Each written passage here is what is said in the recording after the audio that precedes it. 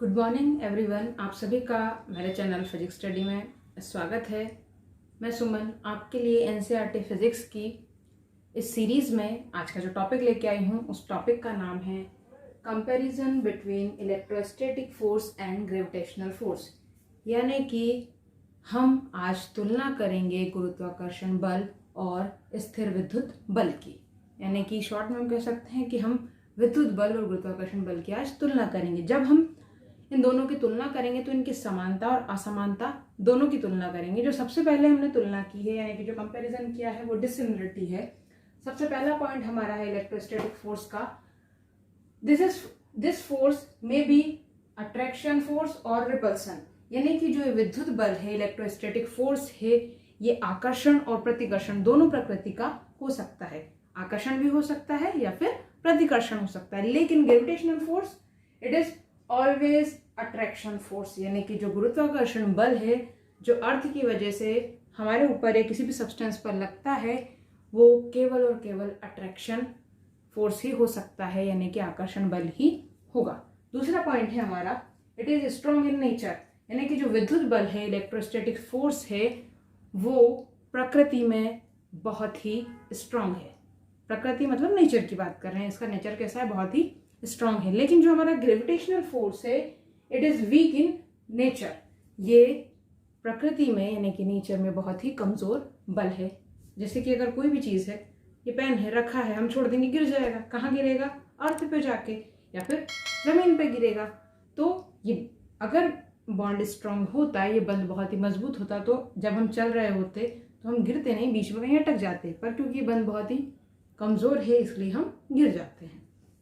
अब कुछ समानता यानी कि सिमिलरिटीज हैं इन दोनों फोर्स में, वो देखते हैं।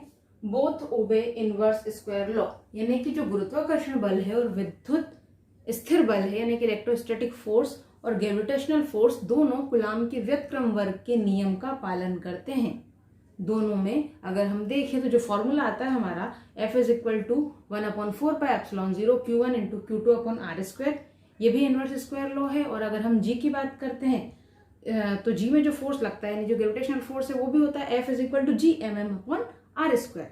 दोनों कैसे हैं हमारे, किस लॉ को ओबे करते हैं? दोनों इनवर्स स्क्वायर लॉ को ओबे करते हैं, यानी कि व्युत्क्रम वर्ग के नियम का दोनों पालन करते हैं।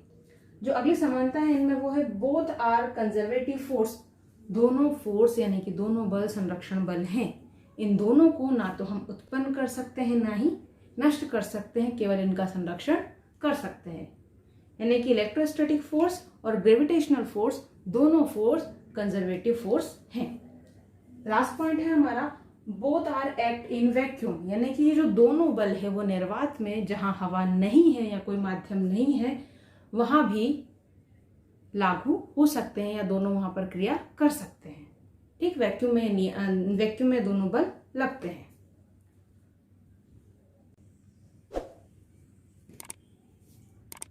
जो हमारी नेक्स्ट डेफिनेशन है या हम कहें कि इस टॉपिक के साथ हम दो छोटी सी डेफिनेशन और कवर कर लेते हैं, क्योंकि ये डेफिनेशन हमें आगे आने वाले डेरिवेशन और क्वेश्चन में बहुत हेल्प करेगी। तो समझ लेते हैं। जो हमारी पहली डेफिनेशन है वो है इलेक्ट्रिक फील्ड की। इलेक्ट्रिक फील्ड यानी कि विद्युत क्षेत्र क्या होता है, पढ़ते हैं।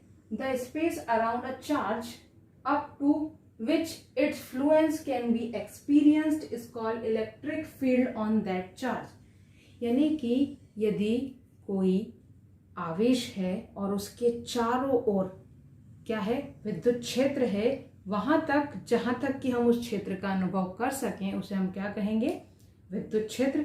इन शॉर्ट हम कहेंगे कि एक आवेश के चारों ओर का वह क्षेत्र जहां तक हम विद्युत को अनुभव कर सकें, इलेक्ट्रिसिटी को फील कर सकें, उसे हम इलेक्ट्रिक फील्ड कहेंगे। सेकेंड डेफिनेशन है हमारी इलेक्ट्रिक फील्ड इंटेंसिटी यानी कि विद्युत क्षेत्र की तीव्रता। विद्युत क्षेत्र की तीव्रता क्या होती है? The intensity of electric field at a point is defined the ratio of force extract by the source charge on the test charge placed at that point to the magnitude of test charge. यानी कि जो intensity of electric field है वो ratio होती है test charge और उस पर अप्लाइड फोर्स का। यानी कि हम सीधे सीधे इसको कह सकते हैं कि जो विद्युत क्षेत्र की तीव्रता है वो क्षेत्र के अंदर उस फील्ड के अंदर एक परीक्षण आवेश, एक टेस्ट चार्ज अपने ऊपर कितने बल का अनुभव करता है, वो बल कौन लगाएगा? विद्युत क्षेत्र लगाएगा। यानी कि विद्युत क्षेत्र द्वारा एक परीक्षण आवेश पर जितने बल का अनुभव किया जाता है उसे हम विद्युत क्षेत्र की तीव्रता कहते हैं। इंटेंसिटी ऑफ इलेक्ट्रिक फील्ड को हम कैपिटल ई से डिनोट करते हैं। तो ये एक कैसी क्वांटिटी है? कैपिटल ई एक वेक्टर क्वांटिटी है। तो capital E is equal to आपका आएगा capital F upon Q zero. क्या आएगा? Capital F upon Q zero. इसी को हम आगे इसका जो फॉर्मूला है वो भी बना लेते हैं। आइए देखते हैं। जैसे कि हमने पढ़ा था कि इसकी एसआई यूनिट कैसे बनाते हैं हम, तो चलिए एसआई यूनिट बनाते हैं। हमने लिखा है vector E is equal to vector F upon Q zero. E क्या है? आपकी इंटेंसिटी है। फोर्स की एसआई यूनिट होती है न्यूटन, तो हमने लिखा न्यूटन। और जब हम आवेश की यानी कि चार्ज की बात करते हैं तो चार्ज की एसआई यूनिट होती है कूलम। तो इंटेंसिटी ऑफ इलेक्ट्रिक फील्ड की जो एसआई यूनिट बनी है वो क्या आ जाएगी आपकी? न्यूटन पर कूलम और न्यूटन कूलम इनवर्स। ठीक है। अब अगर इसकी मैथमेटिकली वैल्यू निकाले तो हमने पढ़ा है कि F इज इक्वल टू क्या होता है? 1 upon 4πε0 Q1 into Q2 upon R square. अब क्योंकि हम यहाँ पॉइंट चार्ज ले रहे हैं तो हमारे दोनों चार्ज Q1 और Q2 कैसे चार्ज हो जाएंगे? पॉइंट चार्ज हो जाएंगे। इसको हम Q0 इंटू Q0 कहेंगे। अब ये जो E वाली डेफिनेशन है इसमें हमें Q0 से डिवाइड करना है, तो ये हमने F की वैल्यू ली और इसके अपॉन में क्या लिखा?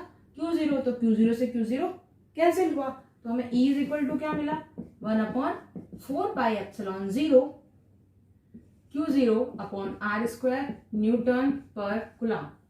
यानी कि अब आने वाले डेरिवेशन में जब भी हम इंटेंसिटी ऑफ इलेक्ट्रिक फील्ड का फॉर्मूला लिखेंगे तो डायरेक्टली ये लिखेंगे। ये कहां से आया है मैं आपको बता चुकी हूं। आई होप आपको ये तीनों दो डेफिनेशन और एक कंपैरिजन समझ में आया होगा। हमारे आज की वीडियो का जो क्वेश्चन है वो इन्हीं से रिलेटेड है। मेरा पहला क्वेश्चन है आप लोगों से कि क्या ग्रेविटेशनल फोर्स इलेक्ट्रोस्टैटिक्स फोर्स से यानी कि जो विद्युत क्या कहेंगे हम गुरुत्वाकर्षण बल विद्युत बल से मजबूत है या कमजोर? ग्रेविटेशनल फोर्स इज स्ट्रॉन्गर और वीकर देन इलेक्ट्रोस्टैटिक फोर्स। पहला क्वेश्चन। दूसरा क्वेश्चन हमारा ये है कि जो विद्युत क्षेत्र की तीव्रता है उसका एसआई मात्रक क्या है? इंटेंसिटी ऑफ इलेक्ट्रिक फील्ड की एसआई यूनिट क्या है? आप अपना जवाब हमें कमेंट बॉक्स में टाइप कीजिए। अगर आपको ये वीडियो पसंद आया है तो मेरे चैनल को सब्सक्राइब करें, लाइक करें और वीडियो को ज्यादा